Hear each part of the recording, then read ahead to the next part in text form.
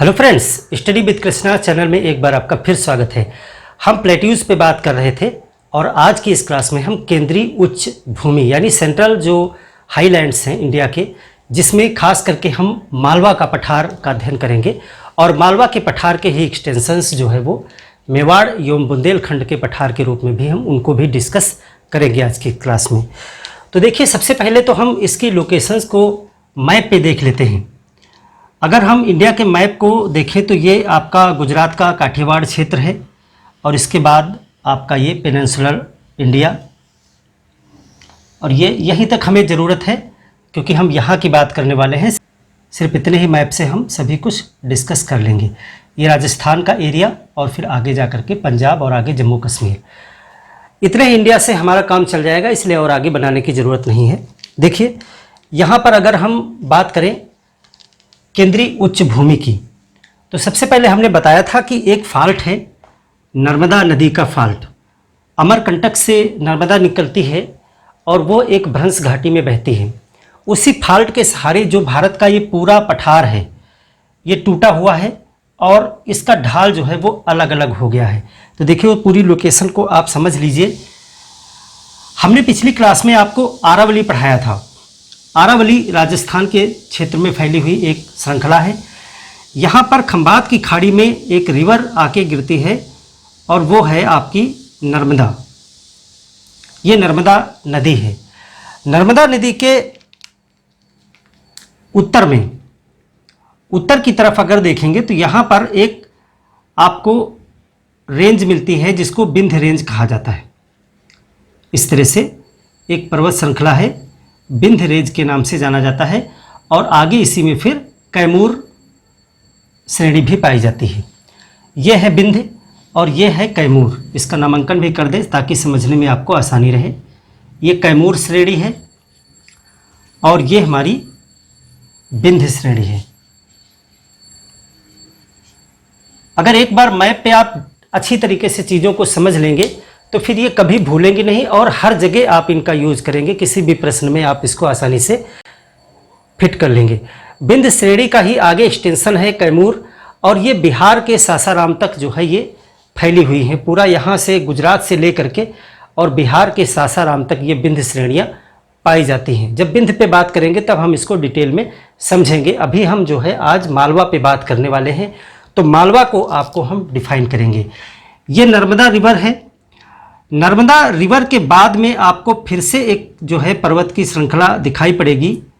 ये कहलाती है सतपुड़ा, और सतपुड़ा के आगे इसी का जो भाग है वो कहलाता है महादेव। और फिर आपको एक इस तरह से और एक जो है दिखाई पड़ेगी श्रृंखला जो मैकाल कहलाती है। तो ये है मैकाल। मैकाल से ही नर्मदा रिवर जो है अमरकंटक यहीं पे स्थित है, उसी से निकलती है। और ये है महादेव। महादेव, और ये जो हमारी है ये है सतपुड़ा। सतपुड़ा। इसके बाद में आपको एक और रिवर यहां पर दिखाई पड़ेगी इस तरह से, और ये है ताप्ती नदी। ये जो पहली रिवर है ये है नर्मदा, और दूसरी जो है वो है ताप्ती। ताप्ती सतपुड़ा के बाद में है, और यह भी एक भ्रंश घाटी में बहती है।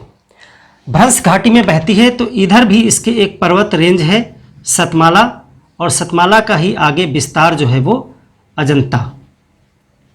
सतमाला और अजंता के रूप में ये है अजंता और ये है सतमाला। नर्मदा रिवर। इसके बाद में जो है पूरा क्षेत्र दक्कन का प्लेटू है जिसको हम आगे डिस्कस करेंगे। तो ये चीज़ आपको समझाना इसलिए ज़रूरी है क्योंकि ये जो एरिया है यही जो है प्लेटू को दो बड़े भागों में बांट देता है, एक उत्तर की तरफ और एक दक्षिण की तरफ। जो दक्षिण की तरफ का भाग है ये जो भ्रंश घाटी है नर्मदा नदी की घाटी। नर्मदा नदी की घाटी का आगे विस्तार भी है सोन नदी की घाटी। सोन नदी आगे पढ़ेंगे अपवाह में, तो सोन भी एक भ्रंश घाटी में बहती है और ये गंगा में जाकर के मिलती है। नर्मदा नदी का जो प्रवाह है वो यहाँ अरब के सागर की तरफ है, ये अरब सागर है। चीज़ों को समझ लीजिएगा, क्योंकि ये रटने वाली चीज़ें नहीं हैं, समझने वाली चीज़ें हैं। अरब सागर की तरफ दो नदियों का प्रवाह इसलिए है क्योंकि यह अपनी बनाई हुई भ्रंश घाटियों में बहती हैं, यानी फाल्ट पड़ने की वजह से भ्रंश बनता है। तो ये यहाँ की सिचुएशन को आप इस तरह से समझ लीजिए कि इस तरह से बिंद है,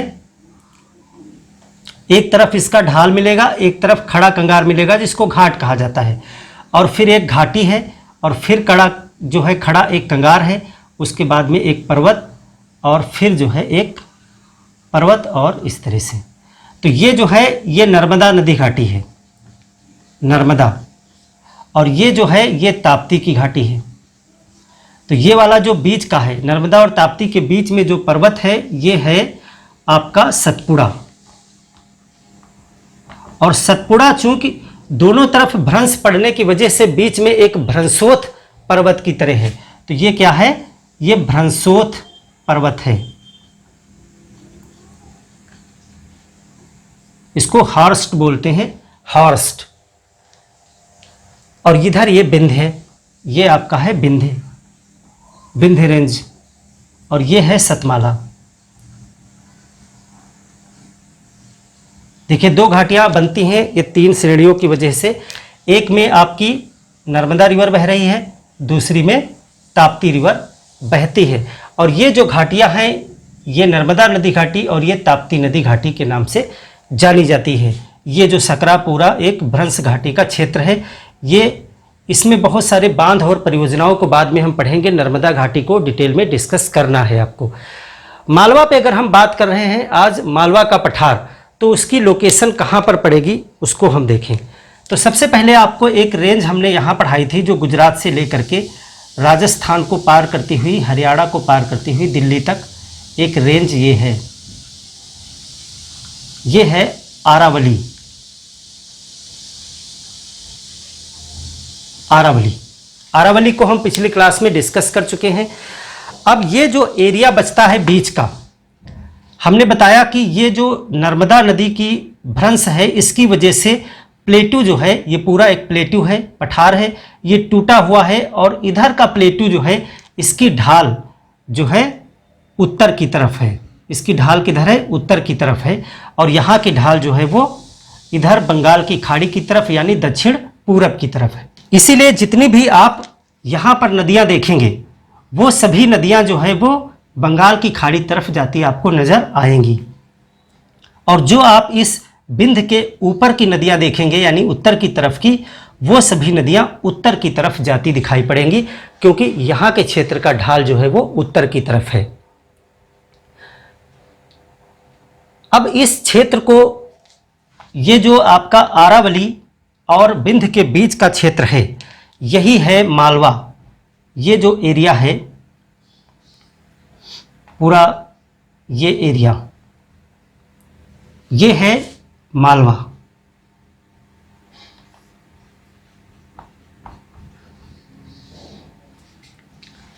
इसमें राजस्थान का भी पार्ट आता है। मुख्य रूप से ये जो है मध्य प्रदेश में स्थित है, मुख्य रूप से मध्य प्रदेश में ही स्थित है, लेकिन इसमें कुछ भाग राजस्थान का भी पड़ेगा और उत्तर प्रदेश का भी इसमें जो है पार्ट आएगा। तो इसमें मालवा को जो है कुछ क्षेत्रीय विभक्त किए गए हैं, क्षेत्रीय विभाजन किए गए हैं, वही अलग अलग क्षेत्र में है। अब मालवा कैसे बना, सबसे पहले हम मालवा पे डिस्कस करेंगे। मालवा का पठार जो है या केंद्रीय उच्च भूमि,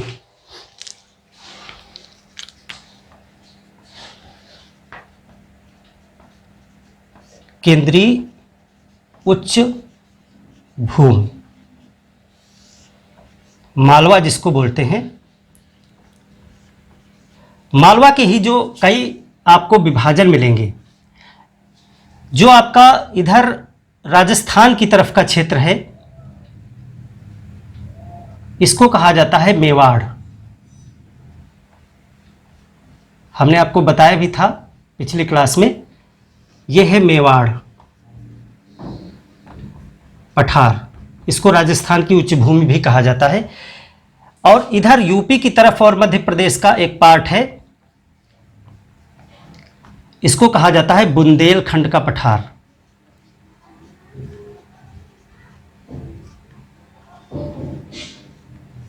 और बीच का जो एक बड़ा भाग है, बीच का बड़ा भाग जो है वो मालवा कहलाता है। ये पूरा जो एरिया है ये है मालवा का पठार। जब आप केंद्रीय उच्च भूमि या मालवा पे लिख रहे होते हैं तो पूरा जो निर्माण है इसका वो एक ही तरीके से हुआ है बुंदेलखंड से लेकर मेवाड़ तक, लेकिन जो मालवा है वो मुख्य रूप से मध्य प्रदेश में ही स्थित है और इसके दोनों तरफ के जो क्षेत्र हैं वो क्षेत्रीय अलग अलग नामों से जाने जाते हैं, बुंदेलखंड का पठार और मेवाड़ का पठार। और बुंदेलखंड के पठार के पास में ही आपको एक एरिया और मिलेगा जिसको बोलते हैं भांडेर। भांडेर, यहाँ पर भांडेर। और इसके बाद में हम बघेलखंड और छोटा नागपुर का पठार पढ़ते हैं, वो पूर्वी पठार में हम उसको डिस्कस करेंगे।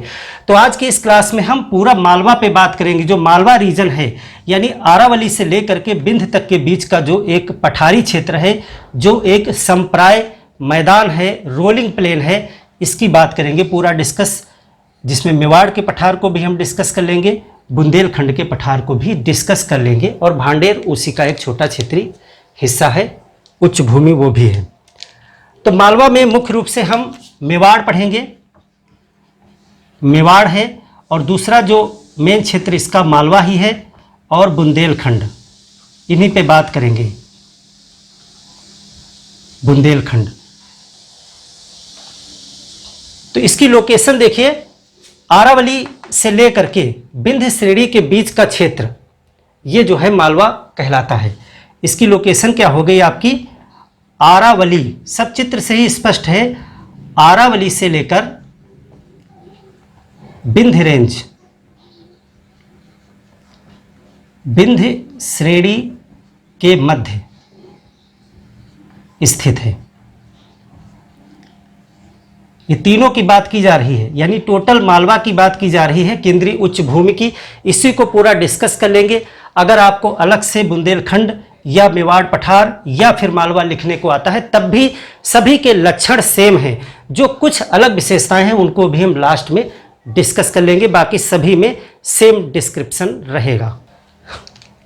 देखिए, हमने बताया कि बिंध्य श्रेणी जो है वो एक जल विभाजक है, तो आप यहाँ पर लिखेंगे कि बिंध्य श्रेणी के उत्तर में स्थित है। बिंध्य श्रेणी एक जल विभाजक है।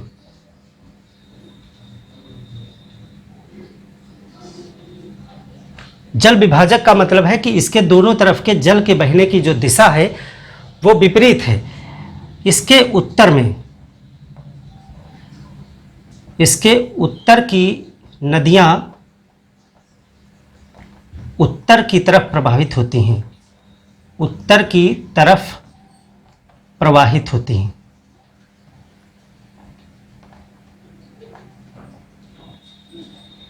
यानी कि ढाल, यहाँ पे जो बात की जा रही है तो मालवा की ढाल किधर को है, यही बात करने की। जो नदियों से ही ये सबसे पहले पता चलता है कि ढाल किधर को है जमीन की, तो इसकी ढाल जो है वो उत्तर की तरफ है, यानी गंगा घाटी की तरफ इस पठार की ढाल है। तो यहाँ पर मालवा की ढाल, स्लोप उत्तर की तरफ, उत्तर की तरफ यानी कि गंगा घाटी, गंगा के मैदान की तरफ है।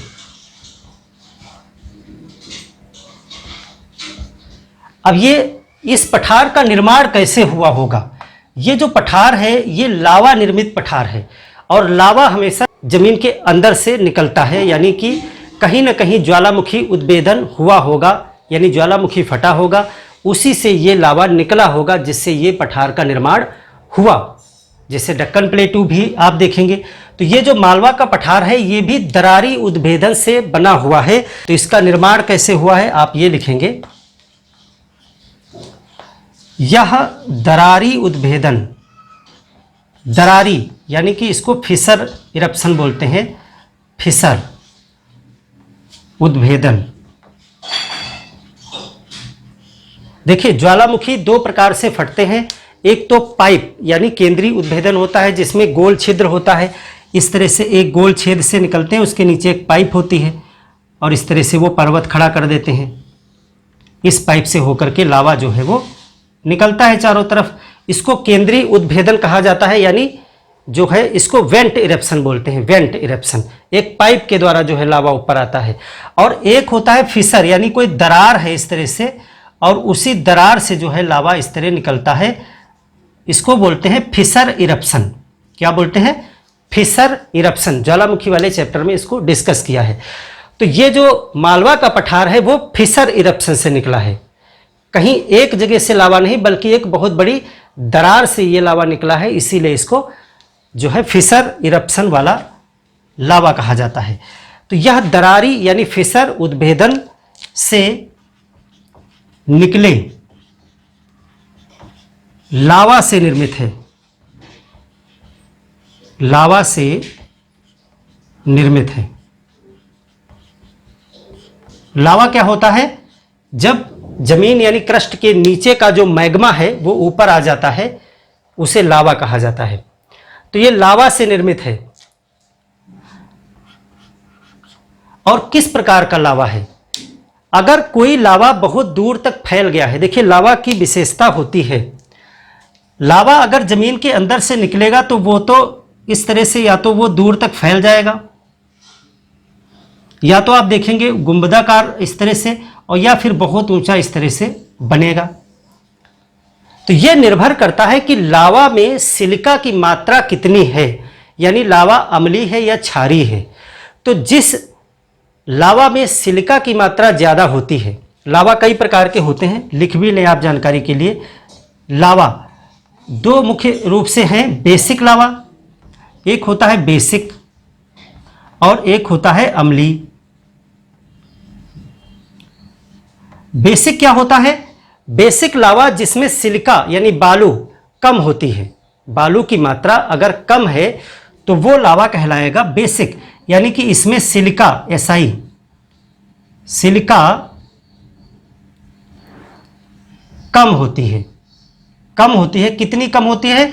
इसमें 45% से कम, 45% से कम। एक लावा होते हैं अम्लीय लावा, जिसमें सिलिका की मात्रा जो होती है वो अधिक होती है, सिलिका अधिक होती है इसमें, ये इससे अधिक होते हैं, यानी आप मान के चल सकते हैं 55% से भी अधिक होते हैं सिलिका इसमें, तो वो अम्लीय लावा कहलाते हैं। तो यहाँ पर अगर आप ध्यान दें कि जिस लावा में बालू कम होगी तो वो चिपचिपा ज़्यादा होगा, वो ज़्यादा चिपचिपा होगा और वो दूर तक फैल जाएगा, वो एक लंबे जो है एक परत का निर्माण करेगा, जैसे कि ये मालवा पठार। तो ये जो बेसिक लावा होता है ये दूर तक फैलता है, क्योंकि विस्कोसिटी जो होती है, चिपचिपापन, गाढ़ापन जो होता है वो सिलिका के द्वारा निर्धारित होता है। अगर सिलिका कम है तो वो बेसिक लावा होगा और वो इस तरह से दूर तक फैल जाएगा। तो आप कह सकते हैं कि ये जो मालवा का पठार है या फिर आप यहाँ डेक्कन का पठार पढ़ेंगे तो ये दोनों ही बेसिक लावा से निर्मित है। तो ये क्या है? बेसिक लावा से निर्मित है। इसको आप यहाँ लिख लेंगे। यह दरारी फिसर उद्भेदन से निकले लावा से निर्मित है और यह क्या है? एक बेसाल्ट है, यानी बेसिक लावा है ये।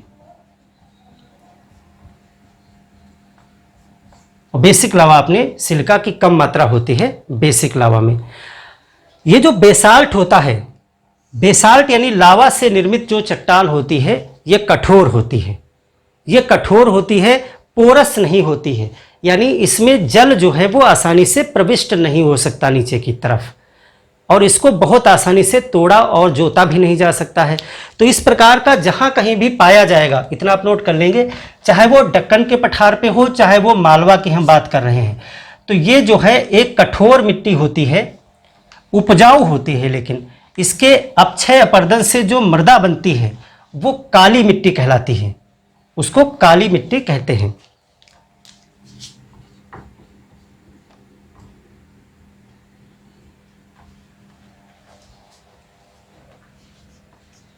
तो मालवा किससे निर्मित है?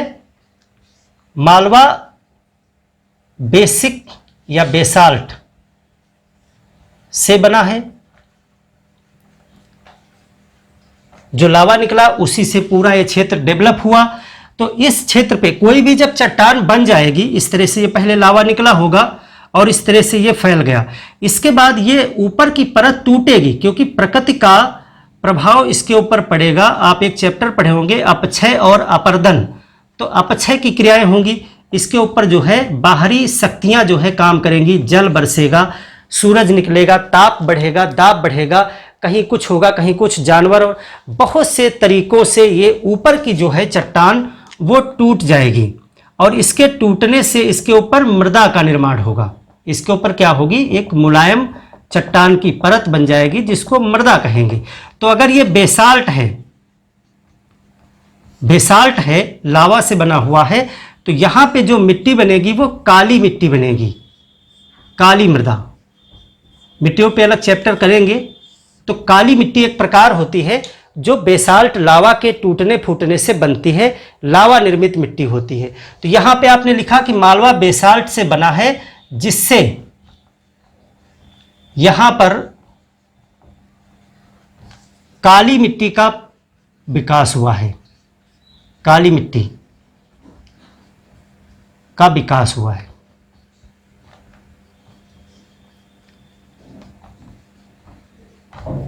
ये आपने यहां अपक्षय अपर्दन लिख लीजिए, अपक्षय हुआ, ये अपक्षय होगा तब काली मिट्टी यहां पर बनेगी।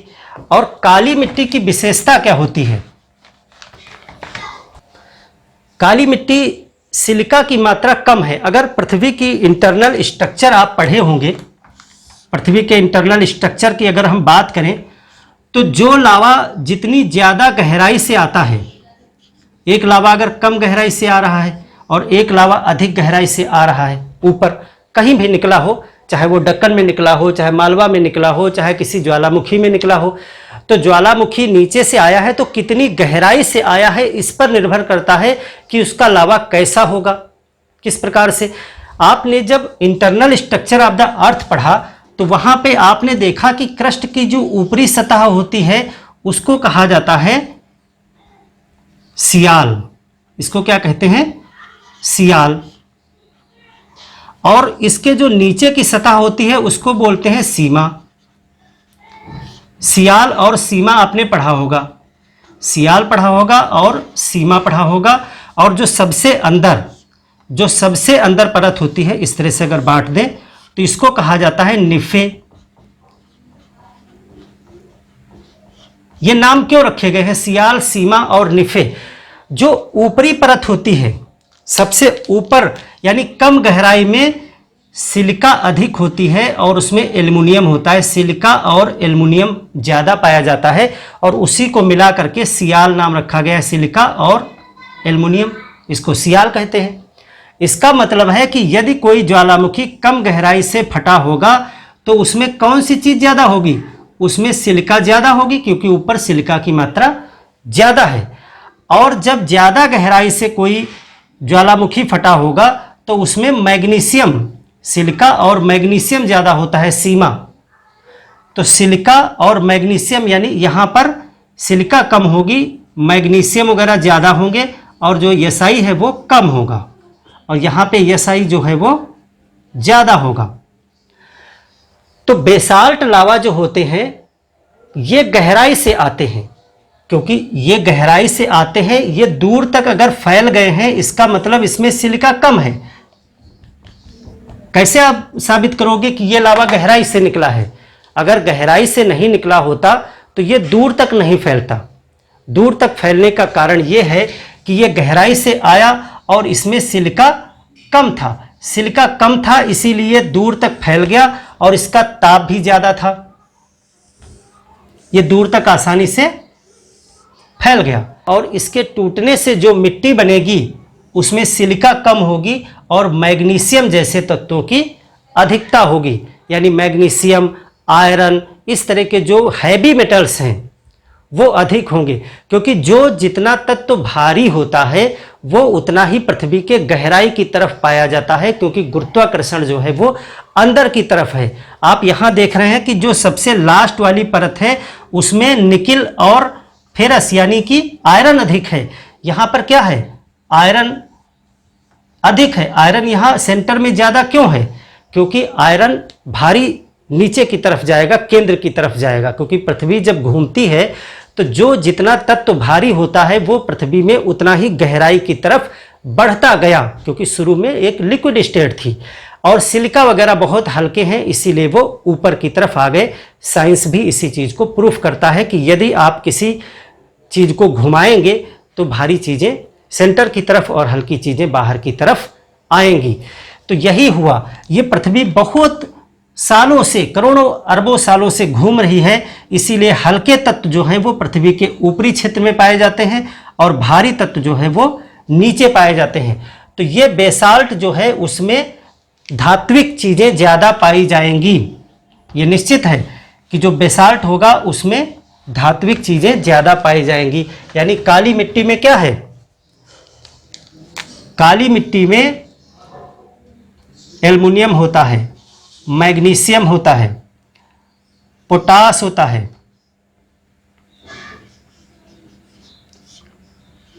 आदि। पोटास है, आयरन भी है, आयरन है आदि अधिक पाए जाते हैं।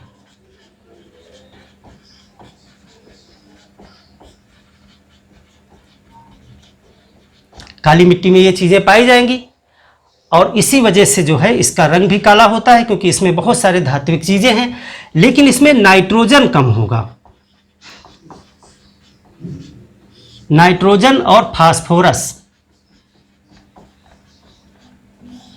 कम होगा, इसीलिए काली मिट्टी वाले क्षेत्र में जो है नाइट्रोजन और फास्फोरस युक्त जो है उर्वरक उपयोग अगर किए जाएं तो बहुत ज़्यादा वो फसलों के लिए उपजाऊ है। बाकी वैसे भी ये बहुत उपजाऊ होती है, चारनोजम कहलाती है ये। और इसमें ह्यूमस कम होगा। ह्यूमस यानी जैविक तत्व, जैविक तत्व कम होते हैं। लेकिन जल को धारण करने की क्षमता होती है, जल को धारण करती है, लेकिन नीचे नहीं जाने देती। नीचे कठोर चट्टान होने के कारण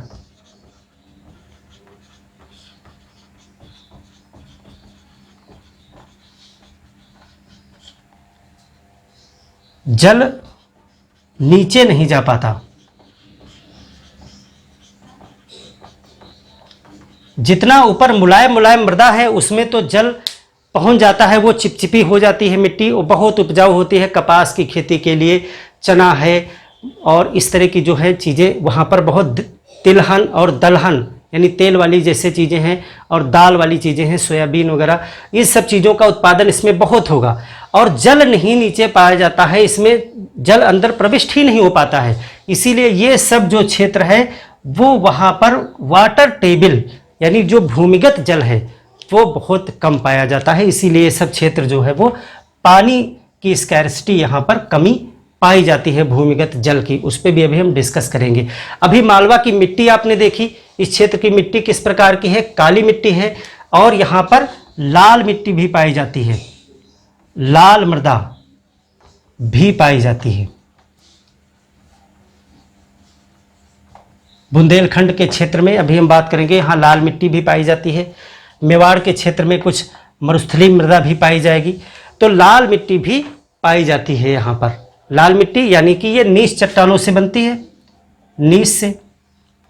नीच चट्टानों के अपरदन से जो है लाल मिट्टी बन जाती है।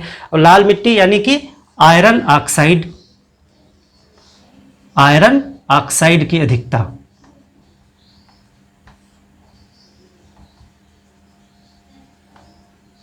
अभी हमने बताया कि इसमें देखिए आयरन भी पाया जाता है, तो आयरन ऑक्साइड की अधिकता होगी तो लाल मिट्टी बन जाएगी। लाल मिट्टी खास करके आपको यहाँ पर बुंदेलखंड के क्षेत्र में, मध्य प्रदेश और उत्तर प्रदेश का जो बुंदेलखंड का क्षेत्र है वहाँ पर आपको लाल मिट्टी भी देखने को मिलेगी। तो ये बेसाल्ट चट्टान की बात हो गई, ये पूरे मालवा पे लागू है। आप चाहे जो लिख रहे हो ये डिस्क्रिप्शन आप इसमें यूज में लेंगे। वाटर टेबल की बात करते हैं कि यहाँ पर सूखा क्षेत्र क्यों कहा जाता है इसको, यानी पानी की कमी यहाँ क्यों पाई जाती है। अभी हमने बताया कि ये बेसाल्ट से बना है, हर एक पहलू पे आपको बात करनी पड़ेगी। यह क्षेत्र क्या है? यह क्षेत्र बेसाल्ट से निर्मित है। लावा भी ब्रैकेट में आप लिख लें, लावा भी लिख सकते हैं, से निर्मित है, यानी कि कठोर चट्टान, कठोर चट्टान।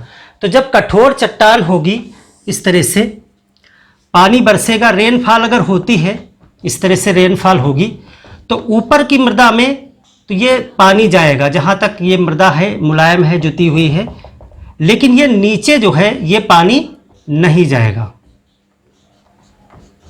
ये रेन है,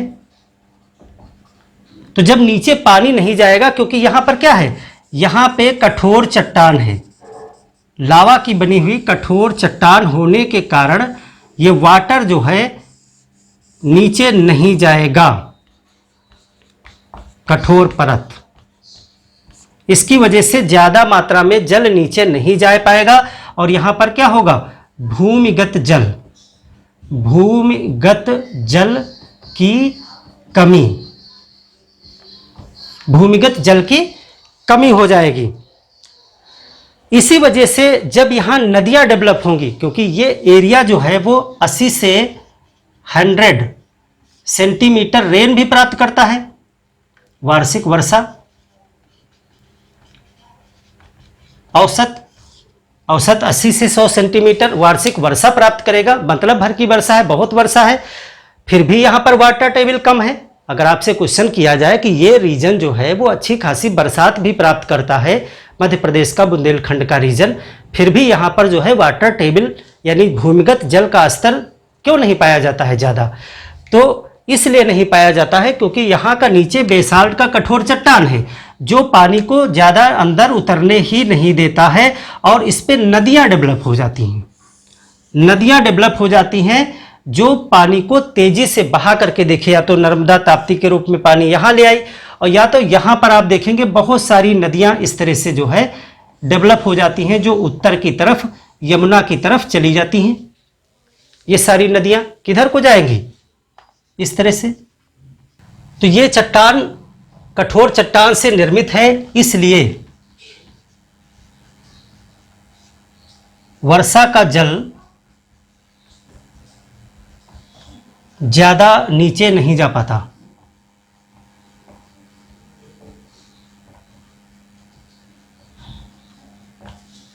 और इसकी वजह से क्या होगा, भूमिगत जल की कमी है, भूमिगत जल water table, under water table जो है की कमी है पूरा क्षेत्रीय। और इसीलिए इस क्षेत्र में आप देखेंगे कि बांध वगैरह बनाने पर बहुत जोर दिया जाता है।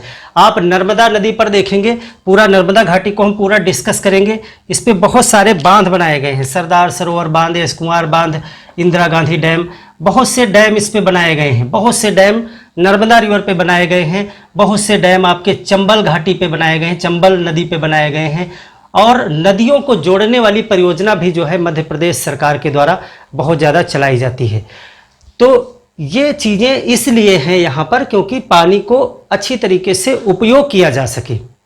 ड्रेनेज सिस्टम जो यहाँ पर डेवलप हुआ वो बहुत रैपिड है, यानी तेज बहाव, क्योंकि ढाल बहुत ज़्यादा है। अगर हम ढाल की बात करें तो भी आपको बताया था कि उत्तर की तरफ ढाल है, तो ढाल कितना है, यहाँ का ढाल कितना है अगर बात करें तो केंद्रीय उच्च भूमि का ढाल, उच्च भूमि का ढाल किधर की तरफ है, उत्तर को है। और कितना ढाल है, ढाल जो है वो 400 से 500 सेंटीमीटर प्रति किलोमीटर, यानी 1 किलोमीटर जाने पर 400 से 500 सेंटीमीटर की ढाल मिल जाती है। इस तरह से होगा बिल्कुल, ये इस तरह से ये क्या हो जाएगा, मालवा क्या है, ये मालवा बराबर संप्राय मैदान, एक तो ये संप्राय मैदान है और दूसरी चीज ये उर्मिल मैदान है, उर्मिल मैदान यानी कि रोलिंग प्लेन।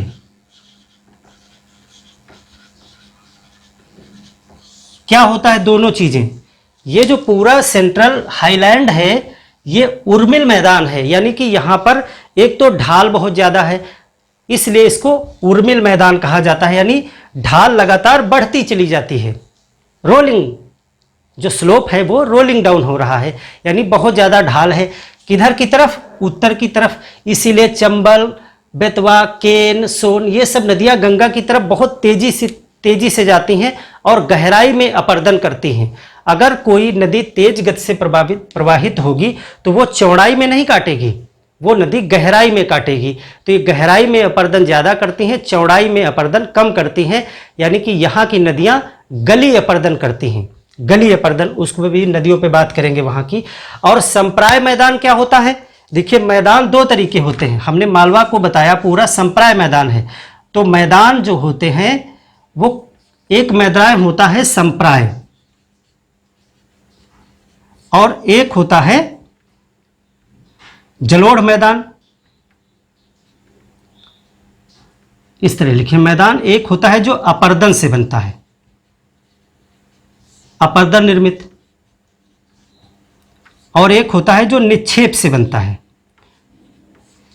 कहीं पे कोई उबड़ खाबड़ भूमि है इस तरह से और इसको पानी, जल इत्यादि ने ये सब काट काट करके और इसको इस तरह से एक मैदान में निर्मित कर दिया।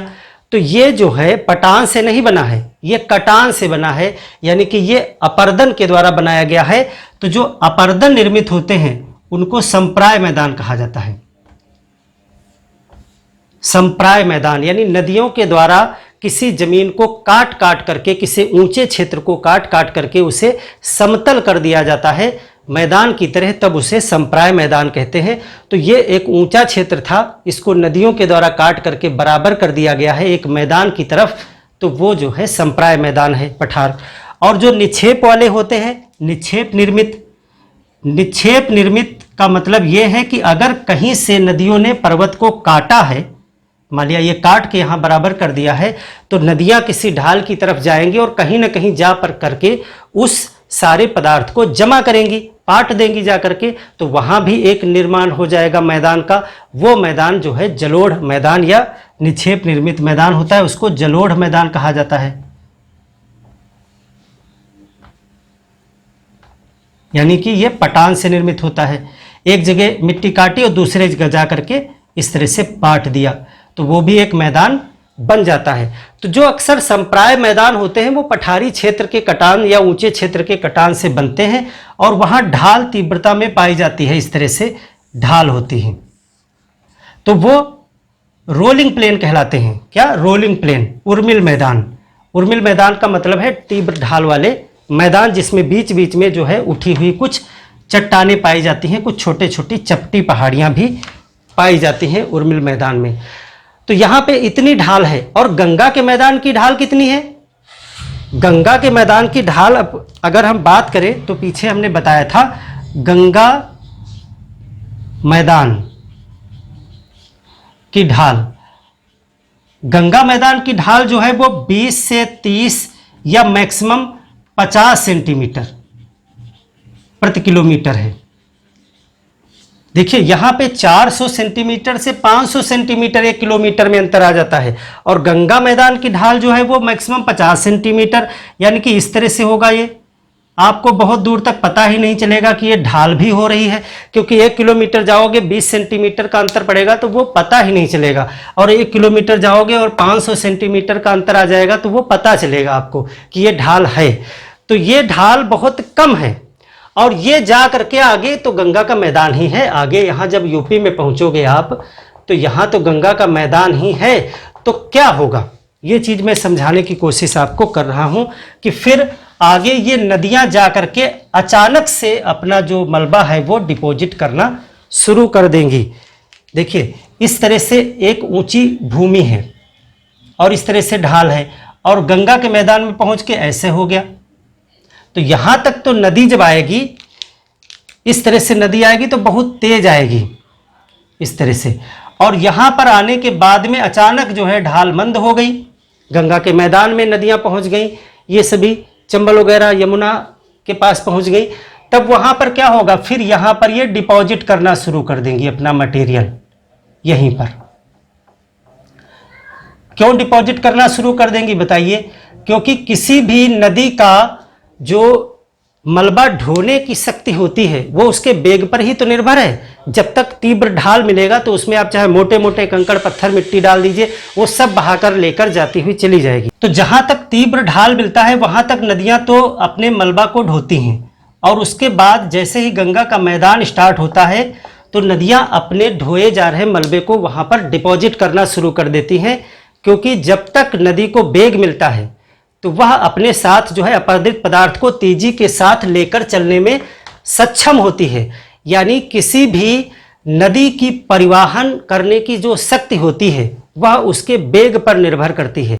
जैसे ही मैदान में पहुंचेगी नदी, यहाँ से नदी तेजी से जा रही थी और जैसे ही वो मैदान में पहुंची उसका ढाल कम हो गया, और ढाल कम हो जाने से उसका वेग कम हो जाएगा, और वेग कम होने पर उसकी परिवहन शक्ति में कमी आ जाएगी, और जितना भी मटेरियल वो अपने साथ लेकर के आ रही थी वो इसी मोड़ पर, यानी इसी जो मिलान बिंदु है वहीं पर डिपॉजिट करना प्रारंभ कर देती है। और इसीलिए आप यहाँ जो देखेंगे, चाहे चंबल हो, बेतवा हो, केन हो, सोन हो, ये सब नदियाँ जब यमुना में जा करके मिलती हैं तो बहुत सारा ये एक मोटा डिपॉजिट करती हैं, और उस डिपोजिशन के क्षेत्र में गली अपर्दन पाया जाता है, खड्ड अपर्दन पाया जाता है, जहाँ पर नालियाँ विकसित हो जाती हैं, जिनको बीहड़ क्षेत्र के नाम से जाना जाता है। तो आपने सुना होगा चंबल का बीहड़ क्षेत्र या बेतवा का क्षेत्र, बुंदेलखंड और मालवा के क्षेत्र में चंबल की घाटी में आपको डाकुओं के विषय में बताया जाता होगा कि वहाँ पर बहुत सारे डाकू छिप करके रहते थे। तो ये क्या है कि यहाँ की नदियाँ जो है वो डिपॉजिट करती हैं, फिर उसे वो काटती हैं गलियों की तरह, इस तरह से। जैसे एक डिपॉजिट किया तो ऐसे कटान हो गया, फिर डिपॉजिट है, फिर ये कटान हो गया, इस तरह से घाटियाँ डेवलप हो जाती हैं, घाटियाँ। और ये क्या है, मैदान। तो ये जो इस तरह से घाटियाँ डेवलप हो जाती हैं, ये बहुत सारा खड्ड अपर्दन इसको बोला जाता है, गली इरोजन। और इसी में जो है चोर डाकू छुप करके बैठते थे, क्योंकि एक भूल भुलैया की तरह होता है। अगर ये एक ऐसे क्षेत्र है तो इसमें जो है इस तरह से डेवलप हो जाती हैं नालियाँ, इस तरह से नालियाँ। आपने मूवी वगैरह में देखा होगा, आप शोले पिक्चर में देखिए, गब्बर सिंह जब बैठता है वहाँ पे तो सांभा ऊंचे एक टीले पे बैठा होता है, और वो सब नीचे इस तरह से गलियाँ होती हैं, और इन्हीं गलियों में डाकू छुपे रहते थे। इसको कहा जाता है बीहड़ क्षेत्र, बीहड़ क्षेत्र। और इसे बैड लैंड बोलते हैं, बैड लैंड, क्योंकि ये उपजाऊ नहीं होता है और बेकार क्षेत्र माना जाता है कृषि इत्यादि के दृष्टिकोण से।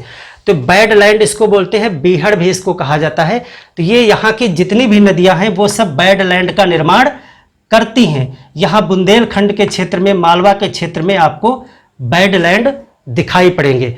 तो बैड लैंड क्या है, नदियों के द्वारा गली अपर्दित जो क्षेत्र होते हैं उनको बैडलैंड कहा जाता है। और गली अपर्दन क्या है, नदियाँ जो है अपनी कई उसकी ब्रांचेज हो जाती हैं, कभी ऐसे नदी आ रही पूरी और इस तरह से कई उसके ब्रांच हो जाते हैं, और वो समय समय पर मौसम के हिसाब से अपना रास्ता बदलते रहते हैं, जल की धाराएं, और ये सब नालियाँ डेवलप हो जाती हैं। ये सब क्या बन जाती हैं, नालियाँ। इन सब नालियों में पानी बहना बंद हो जाता है क्योंकि मौसम बदलता है और नदी फिर अपना एक रास्ता ऐसे पकड़ लेती है। और ये सब जो नदियाँ इस तरह से बही थी वो सब नालियों का निर्माण कर देती हैं, गहरी गहरी नालियाँ, कई कई फीट गहरी नालियाँ। इसी को जो है कहा जाता है बीहड़। तो हमने आपसे बात की कि इस क्षेत्र में जो है कठोर चट्टानें होने की वजह से पानी नीचे नहीं जा पाता है और यहाँ पर वाटर लेवल की कमी है। इस वजह से जो है यहाँ पर कई परियोजनाएं वगैरह चलती रहती हैं। नदी जोड़ो परियोजना, जैसे केन नदी और बेतवा नदी को जोड़ने को ले केन बेतवा लिंक परियोजना, और इसी तरीके से कई बांध बनाए गए हैं, जैसे नर्मदा नदी पर और चंबल नदी पर बांध बनाए गए हैं। तो चलिए यहाँ पर देखते हैं कि इस मालवा रेंज में कौन कौन सी नदियाँ जो है वो यहाँ पर बहती हैं। तो अगर हम एक डायग्राम बना लें, इस तरह से ये मालवा है, पूरा, और आगे इधर गंगा का मैदान है। ये क्या है? गंगा का मैदान। और ये पूरा आपका मालवा क्षेत्र है। गंगा के मैदान में मालवा के पास से होकर के जो नदी निकलती है वो है यमुना, यमुना नदी। और यमुना नदी जो है वो गंगा की सहायक नदी है, गंगा की। तो यहां पर जो मालवा से नदियां बहती हैं वो खास करके यमुना नदी में जो है वो जा करके मिलती हैं। देखिए कौन कौन सी नदियां हैं यहां पर। एक जो सबसे प्रमुख नदी है वो है चंबल। इस तरह चंबल जा करके मध्य प्रदेश और राजस्थान के बॉर्डर पे बहती हुई ये नदी चंबल है। मालवा पे कौन कौन सी नदियां बहती हैं? तो सबसे प्रमुख नदी एक चंबल है। चंबल यमुना में जाकर के मिल जाती है। और चंबल में जो दूसरी नदी मिलती है वो एक नदी है क्षिप्रा। ये क्षिप्रा नदी है।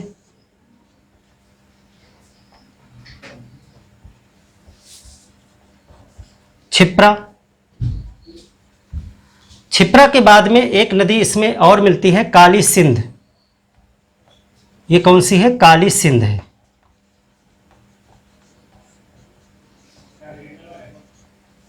इसके बाद एक नदी और मिलती है, पार्वती। नदियों के अलग चैप्टर में हम इसको पूरा डिस्कस करेंगे, लेकिन यहां पर आपको ढाल दिखाने के लिए कि देखिए सारी नदियां जो है वो उत्तर की तरफ जा रही हैं। कोई भी नदी आपको बंगाल की खाड़ी की तरफ सीधे जाती हुई नजर नहीं आएगी। उत्तर की तरफ, गंगा की तरफ, यमुना की तरफ जा रही हैं। तो ये आपकी चंबल हो गई। चंबल में क्षिप्रा, काली सिंध, पार्वती, ये सभी यहाँ पर नदियाँ बहती हैं। और एक नदी फिर इसमें जो है गंगा की, यमुना की सहायक नदी है बेतवा। इस तरह से एक है बेतवा, ये है बेतवा। बेतवा की एक सहायक नदी है धासन, धासन। और इसके बाद में एक नदी है केन। केन यमुना में जाके मिलती है, यह है केन नदी। और फिर एक नदी है सोन। सोन सीधे गंगा में जाके मिलती है, सोन। सोन सीधे गंगा में जाकर के मिलती है, बाकी सभी यमुना में जाकर मिलती हैं। तो ये सभी नदियां इस मालवा के क्षेत्र में बहती हैं और सभी नदियां जो है गंगा यमुना तंत्र की तरफ जाती हैं। और एक नदी आरावली से निकलती है। इधर आपकी आरावली है। आरावली की तरफ से एक नदी आती है बनास, और वो बनास भी जाकर के चंबल में मिल जाती है। ये है बनास, बनास। ये सभी नदियां जो है आपकी एक ही दिशा में प्रवाहित हैं। ये एक रिवर जो है उत्तर की तरफ पहले बढ़ती है और उसके बाद वो खंभात की खाड़ी की तरफ आ जाती है। यहां पर आप देखे होंगे कि एक नदी है माही, माही रिवर। माही रिवर जो है वो यहीं बिंद श्रेणियों से निकल करके पहले तो उत्तर की तरफ बढ़ती है इस तरह से, और फिर ये जो हमने आरावली के किनारे किनारे आपको एक फॉल्ट बताया था, ग्रेट राजस्थान फॉल्ट, ये जो रेड हमने लाइन बनाई थी, ग्रेट राजस्थान फॉल्ट हमने बताया था। इस भ्रंश में आ जाती है और इस भ्रंश घाटी में बहती हुई ये आ जाती है खंभात की खाड़ी में। यानी नदी, ये माही नदी जो है वो पहले तो उत्तर की तरफ बढ़ती है, जैसे सभी नदियां उत्तर की तरफ जा रही हैं, लेकिन ये फिर गंगा और चंबल या इस तरह से उधर न जा करके वापस खंभात की तरफ आ जाती है। और इसीलिए ये कर्क रेखा को दो बार काट देती है, क्योंकि एक बार पहले उत्तर की तरफ जाती है, इसके बाद ये पहुंच जाती है इस भ्रंश में, और वो भ्रंश की ढाल जो है वो खंभात की खाड़ी की तरफ है। यानी कि एक नदी यहाँ पर आपको मिलेगी, यहीं वो जो है इस तरह जा करके और ऐसे वापस आ जाती है, यू टर्न ले लेती है, और ये है माही। ये नदी जो इस तरह से यू टर्न ले लेती है, ये माही नदी है, माही नदी। यानी कि इधर जो आपका ये गुजरात का क्षेत्र है, गुजरात काठियावाड़ का क्षेत्र है, इस क्षेत्र की ढाल जो है अरब सागर की तरफ है, दक्षिण की तरफ। तो इधर आप साबरमती और इधर आप पूरा देखते हैं, यहाँ से आपकी लूनी, ये सभी नदियाँ इधर को आती हैं, ये ढाल इधर को है। आरावली के बाद विंध्य के बीच की ढाल उत्तर की तरफ है। सिर्फ एक नदी जो है यहाँ पर अपवाद स्वरूप, क्योंकि ये आगे जाकर के ग्रेट राजस्थान भ्रंश में बहती है, इसीलिए ये वापस खंभात की खाड़ी में आ जाती है, माही नदी। और माही नदी जो है वो कर्क रेखा को 2 बार काटती है। तो इस प्रकार से ये इतना रिवर सिस्टम जो है वो मालवा की इस केंद्रीय उच्च भूमि में पाया जाता है। पूरा रिवर सिस्टम आपको हमने यहाँ पर बता दिया कि यमुना में कौन कौन सी नदियाँ मिलती हैं जाकर के, और फिर जो है गंगा में कौन सी नदी जाकर बहती है। इन नदियों को हम डिटेल में पढ़ेंगे, कौन सी नदी की क्या विशेषता है, कौन कौन से झरने, बांध इत्यादि हैं, कहाँ से निकलती है, क्या क्या है, वो नदियों के चैप्टर में डिस्कस करेंगे। यहाँ पर चूंकि हम पठार को पढ़ रहे हैं, पठार की ढाल को और वहाँ के जनजीवन को समझना है, तो आपको इतनी नदियाँ ध्यान रखनी है जो मालवा में बहती हैं। अब इसका हम आपको डिवीज़न बता देते हैं। जो हमने बताया कि इसमें मेवाड़ कितना है और बुंदेलखंड का भाग क्या है। तो देखिए, ये जो पूरा आपका बनास नदी का क्षेत्र है, ये हमने बताई आपको, ये बनास नदी है। बनास नदी के आसपास का जो क्षेत्र है ये आपका कहलाता है मेवाड़, मेवाड़ पठार। और इधर जो बेतवा, ये बेतवा रिवर हमने बताई, बेतवा, धसान, ये बहती है। ये सब मुख्य करके इस तरह से आपका यूपी का बॉर्डर पड़ता है। आप देखेंगे मध्य प्रदेश में इस तरह से बॉर्डर यूपी का इस तरह से है, ऐसे। तो ये क्षेत्र जो है वो बुंदेलखंड है। ये क्या है? बुंदेलखंड। और बीच का जो शेष है वो सब मालवा है। ये मालवा है और ये जो आपका है ये मेवाड़ है। वही आपको हमने यहाँ पर डिस्कस किया था कि ये इतना एरिया आपका मेवाड़ हो गया, और इधर का जो एरिया है ये बुंदेलखंड भांडेर का क्षेत्र हो गया, और बाकी जो शेष है वो मालवा के नाम से जाना जाता है। तो आपको किसी किसी पुस्तक में पूरा मालवा ही लिखा मिलेगा, किसी किसी में आपको ये बुंदेलखंड, मेवाड़ के पठार को आपको राजस्थान उच्च भूमि के नाम से भी मिल जाएगा। मालवा और बुंदेलखंड, भांडेर, और उसके बाद बघेलखंड वगैरह जो है आगे हम पढ़ेंगे। तो ये आपने नदियों का पढ़ लिया डिस्क्रिप्शन। इसके बाद हम बात करते हैं कि यहाँ पर जो बुंदेलखंड है या मेवाड़ का है, इसकी लोकेशन वगैरह क्या है, इस पे हम बात कर लेते हैं। ये मिटा दे रहा हूं मैं। तो इसके बाद सबसे इंपॉर्टेंट जो पॉइंट है इस नदियों से संबंधित, इसको नोट करेंगे कि इस क्षेत्र में बहने वाली सभी नदियां, इस क्षेत्र की सभी नदियां खड्ड अपर्दन करती हैं। खड्ड अपर्दन, gully erosion, GULLY erosion, gully erosion, खड्ड अपर्दन करती हैं।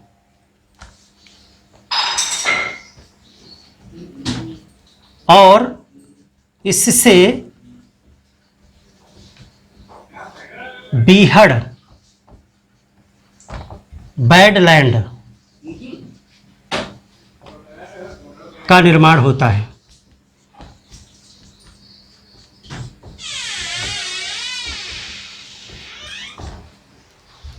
बैडलैंड का निर्माण होता है जो पुराने समय में डाकुओं के रहने की जगह होती थी। डाकुओं के छिपने की जगह थी, जगह बन जाती थी। इसको भी हमने पीछे डिस्कस भी कर दिया था कि यह कैसे बनता है बैडलैंड। इसको बीहड़ कहा जाता है या फिर इसे बैडलैंड कहते हैं। बैडलैंड का निर्माण किससे होता है? वो खड्ड अपर्दन या गली इरोजन। और बैडलैंड को उत्खाट भूमि भी कहते हैं। उत्खाट भूमि, इसको उत्खाट भूमि भी कहा जाता है। तो बैडलैंड किस प्रकार की रचना है? जब हमने बताया कि आपको तीव्र ढाल से मैदानी ढाल में नदियां अचानक से पहुंचती हैं, तो यहाँ पर अपना एक डिपोजिशन वो करती हैं, क्योंकि वेग में कमी आ जाती है।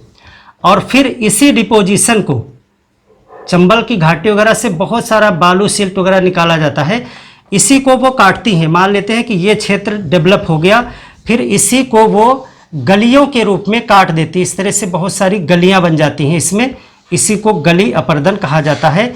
और इससे जो एक भूमि का निर्माण होता है उसे बीहड़ कहा जाता है। तो बीहड़ का क्षेत्र बुंदेलखंड के क्षेत्र में ज़्यादा पाया जाएगा।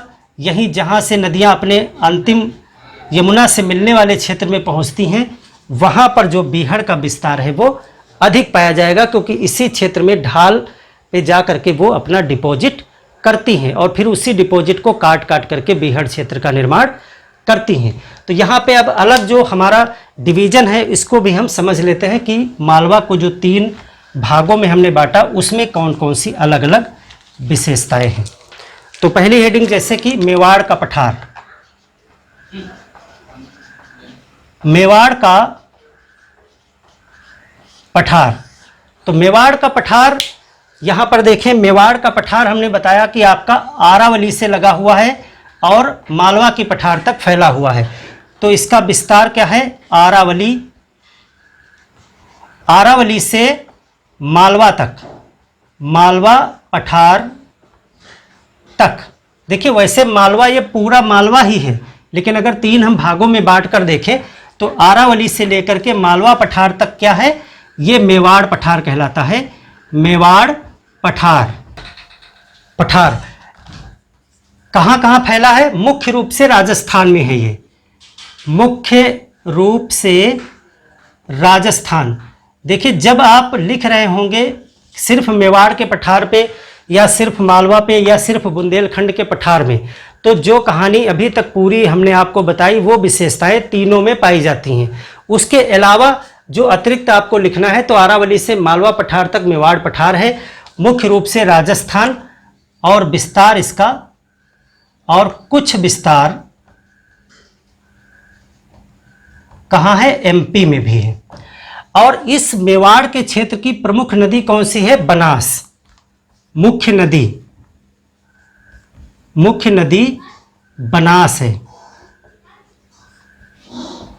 यानी कि ये जो मैदान काट करके बनाया गया है ये बनास नदी के द्वारा बनाया गया है।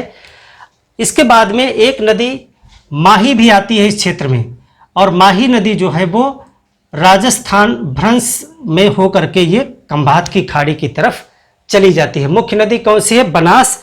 और बनास किसकी सहायक नदी है? बनास जो चंबल में जाके मिलती है, चंबल की सहायक। इस तरह से बनास निकलती है और चंबल में जाकर के मिल जाती है। ये बनास और ये चंबल, बस यही बॉर्डर आप समझ लीजिए। बनास यहाँ पर है और चंबल यहाँ पर है। मृदा सेम वही काली मिट्टी यहाँ भी पाई जाती है, काली मृदा, यानी कपास, चना, ये सब चीज़ों के लिए ये फेमस है। तिलहन वगैरह भी पाए जाते हैं। तिलहन लावा से निर्मित, ये भी लावा से ही निर्मित है। तो ये सभी चीज़ें आपके मेवाड़ के पठार की बात हो गई यहाँ पे। अब इसके बाद मालवा, मालवा पे तो पूरा डिस्कशन हम कर ही चुके हैं, मालवा को अलग से लिखने की ज़रूरत ही नहीं, मालवा की ही सारी विशेषताएं थी वो। जो अगला हमें है वो बुंदेलखंड।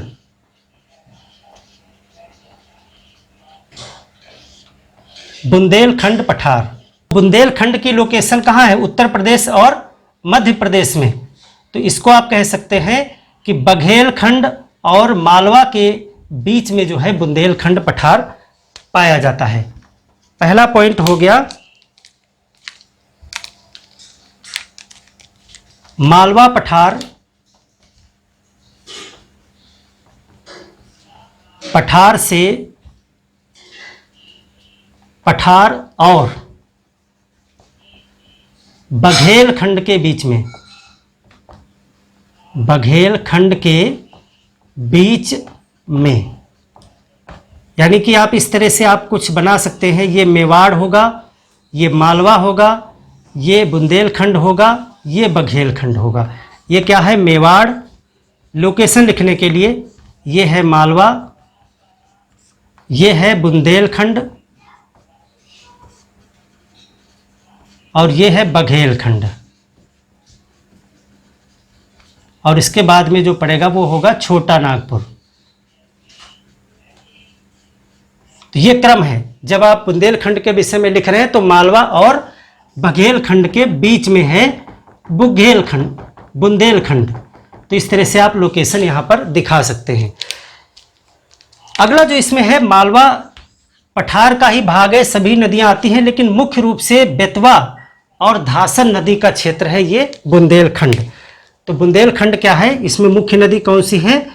मुख्य रूप से बेतवा, और बेतवा की सहायक है धासन नदी का क्षेत्र। कहां कहां पे है विस्तार इसका? उत्तर प्रदेश के 5 जिले इसमें आते हैं। उत्तर प्रदेश के 5 जिले, जिलों के नाम पूछे जाते हैं, इसलिए नोट कर लीजिए आप कौन कौन से उत्तर प्रदेश के जिले यहां पर आते हैं। तो ललितपुर है, झांसी, जालौन, हमीरपुर, बांदा। ये जो है उत्तर प्रदेश के 5 जिले इसमें आते हैं, और मध्य प्रदेश के 4 जिले।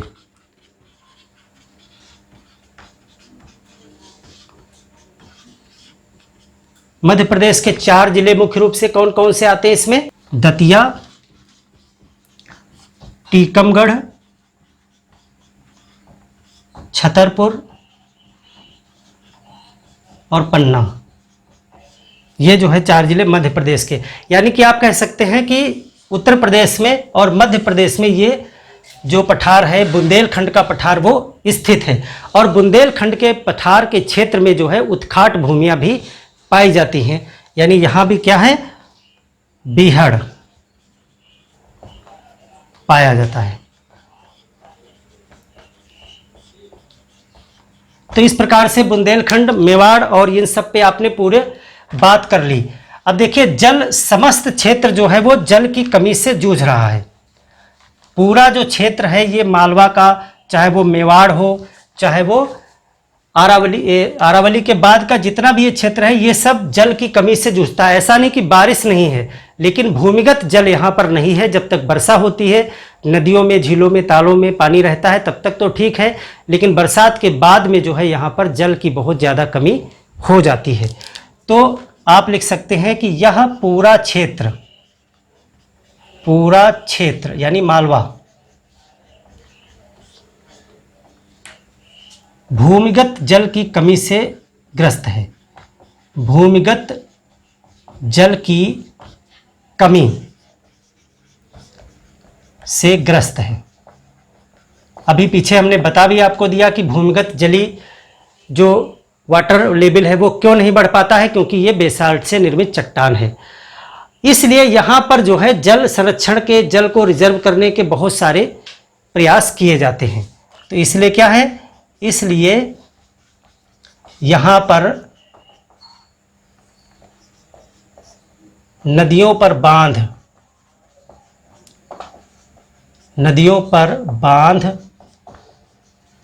नदी जोड़ो परियोजनाएं,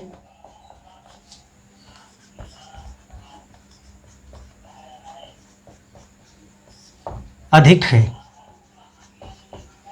हैं। जैसे कि उदाहरण के लिए, एग्जाम्पल के लिए, जैसे चंबल रिवर को आप ले लीजिए। ये है हमारी चंबल परियोजना। चंबल परियोजना में क्या है? चंबल नदी पर 3 बांध बनाए गए हैं। एक है गांधी सागर बांध, मध्य प्रदेश में है ये। एक बांध कौन सा बनाया गया? गांधी सागर बांध, मध्य प्रदेश में। इसके बाद ये सब जो है ये एमपी प्लस राजस्थान की संयुक्त परियोजनाएं हैं। तो इसमें गांधी सागर बांध बनाया गया। इसके बाद एक और डैम बनाया गया इस तरह से, इसको राणा सागर बांध बोलते हैं। राणा सागर बांध, ये रावतभाटा में है, राजस्थान में। इसके आगे एक और कोटा के पास बांध बनाया गया जिसको बोलते हैं जवाहर सागर बांध। जवाहर सागर बांध, ये भी जो है राजस्थान कोटा के पास में है। और कोटा में एक जाकर के और कोटा बैरेज भी बनाया गया, कोटा बैरेज। तो इस तरह से देखिए तमाम सारे बांध इस पे बनाए गए और इन बांधों के पीछे जो है वो जल इकट्ठा हो जाता है। कोई भी बांध होगा उसके पीछे जल इकट्ठा हो जाएगा। तो ये गांधी सागर है, ये राणा सागर है, ये जवाहर सागर है, ये जो जल का क्षेत्र यहाँ बन जाता है। और इस जल का प्रयोग ये क्या है, ये बहुउद्देशीय परियोजना है, बहुउद्देशीय परियोजना है। बहुउद्देशीय का मतलब है इस वाटर को, नदी के जल को रोकने के कई कारण हैं। यहाँ बिजली भी बनाई जाएगी, पीने के पानी का भी प्रबंध होगा, यहाँ से नहरें भी निकाली जाएंगी, सिंचाई भी की जाएगी। यानी एक उद्देश्य नहीं, बहुत उद्देश्य हैं, इसीलिए इसको बहुउद्देशीय परियोजना कहा जाता है। तो ये सब देखिए इस क्षेत्र में बहुत डेवलप की गई हैं। एक है केन और बेतवा जोड़ो परियोजना, एक तो ये है। दूसरी एक परियोजना कौन सी है, केन बेतवा नदी लिंक परियोजना योजना। इसमें क्या किया गया है, केन और बेतवा नदी को जोड़ दिया जाएगा। केन और बेतवा, देखिए बेतवा नदी जो हमने बताया अभी बुंदेलखंड के क्षेत्र में बहती है, केन उसके बाद में यमुना की एक सहायक नदी है। तो केन और बेतवा को इस तरह से जोड़ दिया जाएगा, केन और बेतवा को जोड़ देंगे तो वो केन और बेतवा लिंक परियोजना, उसको अमृत क्रांति योजना भी कहा जाता है। अमृत क्रांति, इसको और क्या कहते हैं, अमृत क्रांति। ये सब चीज़ें और भी हम डिटेल में डिस्कस करेंगे, लेकिन यहाँ मालवा के क्षेत्र में है, इसी पे बात करते हैं। यहाँ पे इंडस्ट्री वगैरह तो बाद में हम जो है इंडस्ट्री और खनिज, अब खनिज से परिपूर्ण ये क्षेत्र है। मालवा का जो क्षेत्र है वो खनिज संसाधन से परिपूर्ण है। एक पॉइंट और लास्ट में आप लिख लेंगे, मालवा क्षेत्र खनिज संपन्न क्षेत्र है।